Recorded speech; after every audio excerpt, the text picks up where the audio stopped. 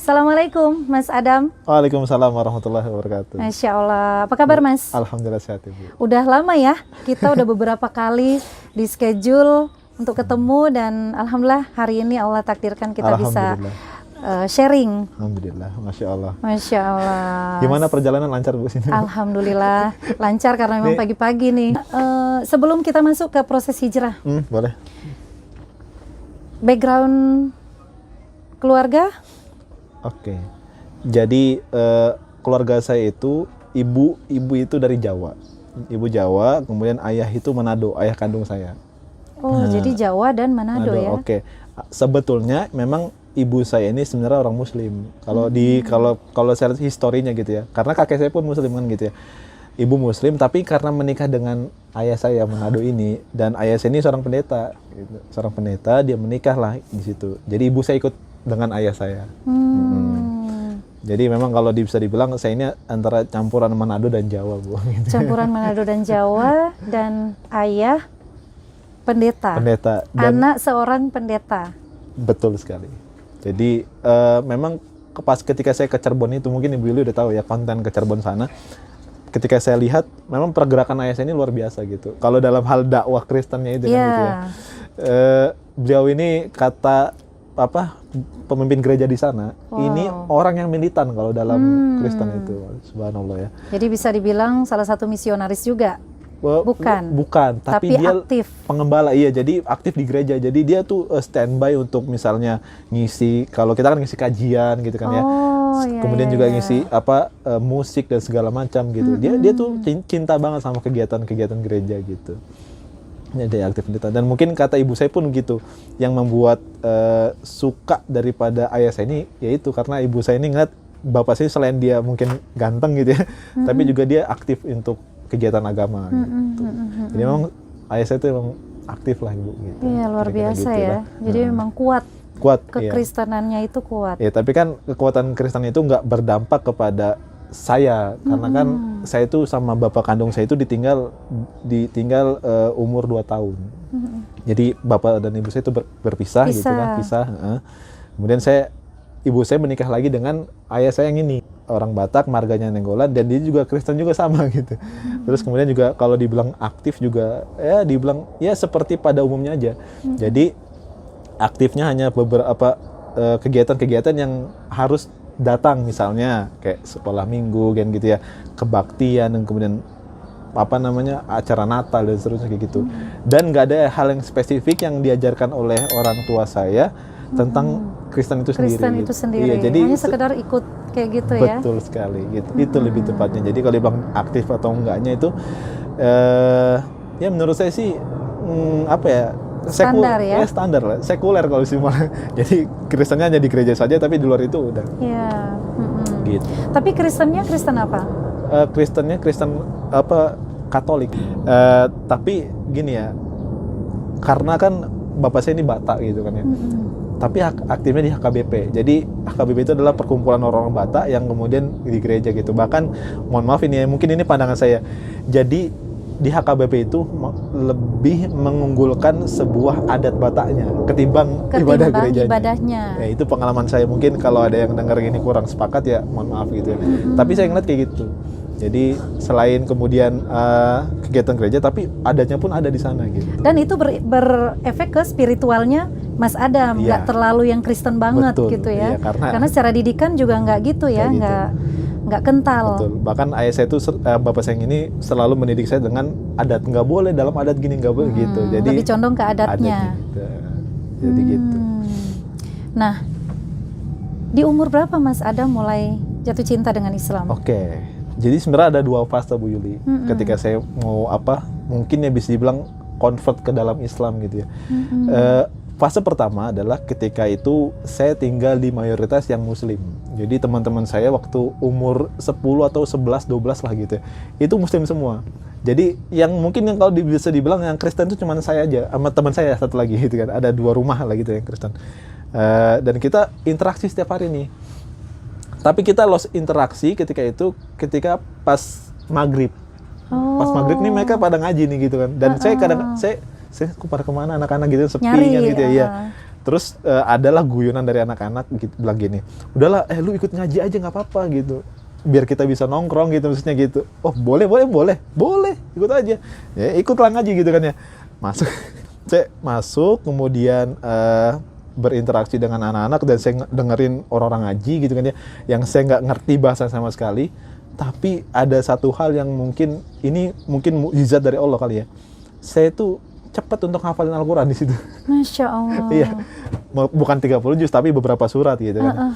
Seperti contohnya waktu itu Ustadz, namanya mungkin harus saya sebut beliau karena beliau Masya Allah, mudah-mudahan Allah jaga beliau. Beliau adalah Ustadz Suripto namanya. Dan beliau nggak melarang kalau misalnya saya masih Kristen terus ngaji, nggak masalah gitu kan, karena masih TPA ya kalau biasanya bahasanya, TPQ ya. Gak apa-apa, ikut aja. Kemudian Ustadz Suripto ngasih tantangan gitu. Kalau mau pulang cepet kata gitu, kita nggak ngaji, hafalkan surat Al-Humazah kata itu. Wah, di situ saya tertantang kan gitu ya. Karena saya kan biasa ada latinnya Bu kalau di Al-Quran tuh. Saya baca yang latinnya kan nggak bisa Arabnya kan gitu. Saya hafalin.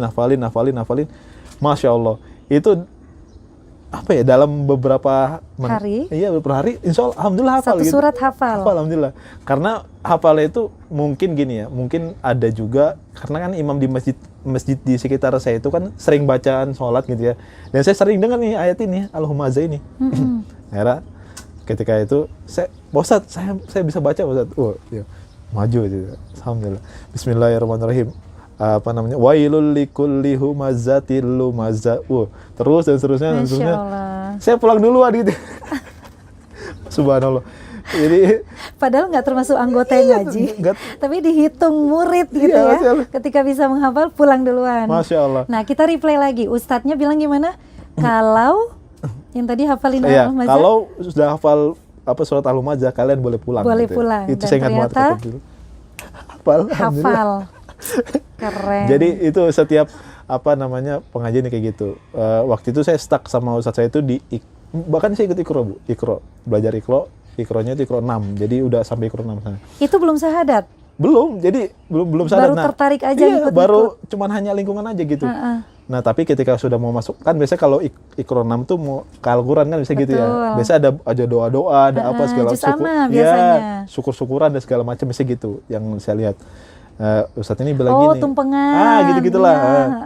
Ustadz Suripto bilang gini. Ini masih huruf-huruf Al-Quran, maksudnya masih boleh dipelajari. Tapi yang harus kamu ingat adalah agama ini bukan main-main gitu. Jadi dikasih tahu sama Ustadz Suripto, kamu harus pilih agama. Nggak boleh kamu pilih pilih yang ini dan ini juga pilih gitu. Karena kan bahkan saya jadi trending topik di gangan saya itu atau di desa saya di Jakarta sana. Si David itu, namanya kan David ya. David itu agamanya nggak jelas gitu.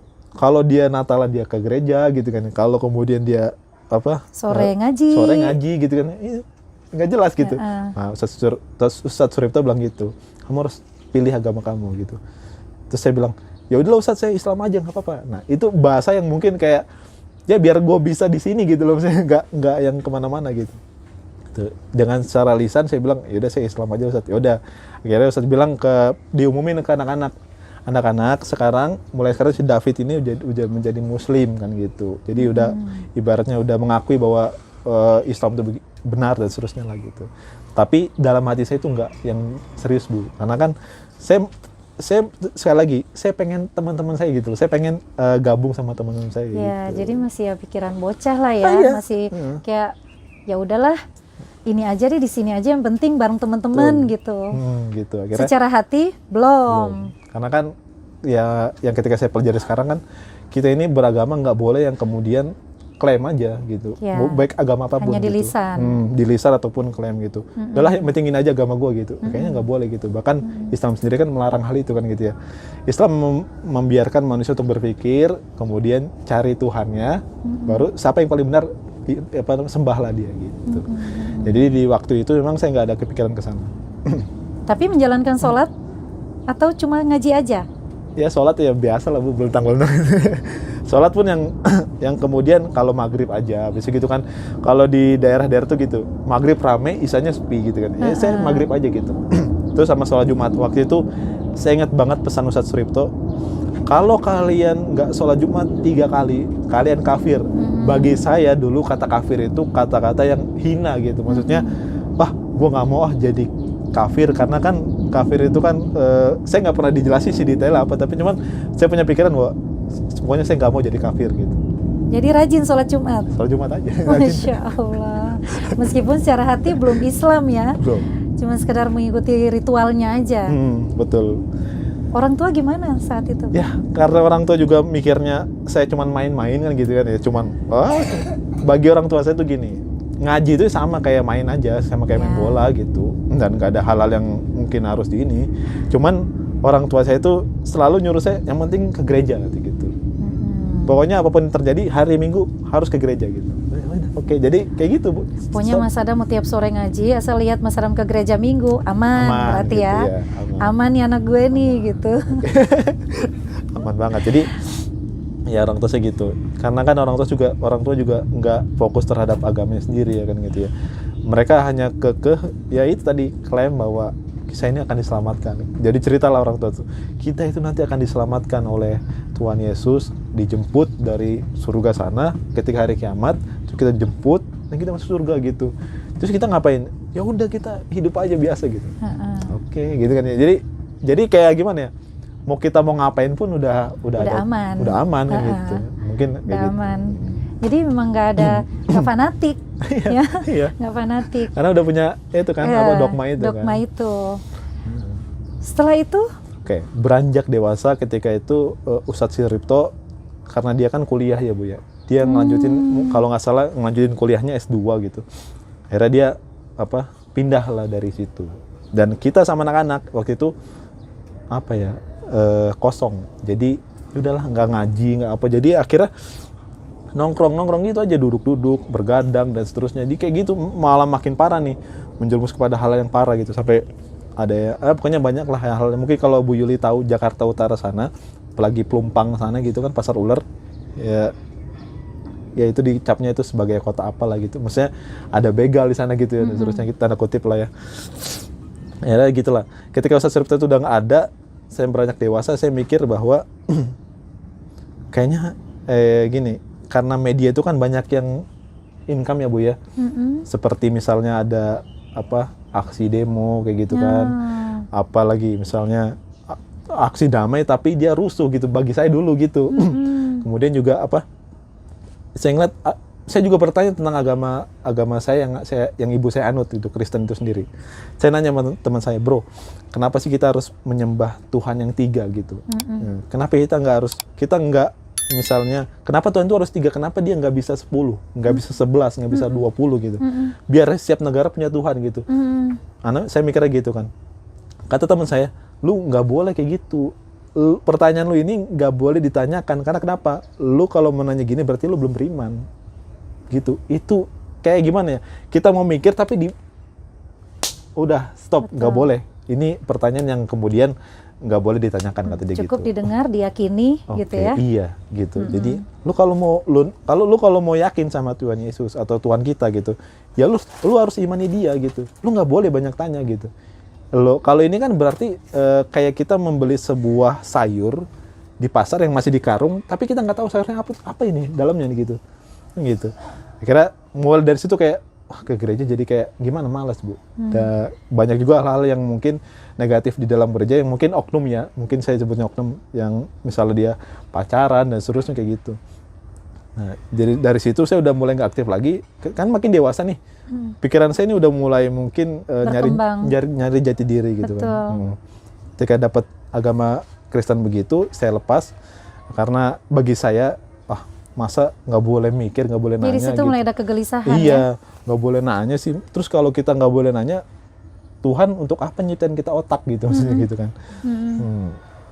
Di blokade gitu. Akhirnya ketika itu saya ngeliat Islam. Islam ini kan di media kan selalu negatif ya. Lagi gencar-gencarnya iya, ya. Apalagi pas ketika ada Habib Rizik waktu itu, saya ingat banget. FPI gitu kan. Waktu itu bubar-bubarin kafe kayak gitu segala macam. Bagi saya kok ada ya agama ngajarin kerusuhan gitu. Kok ada ya?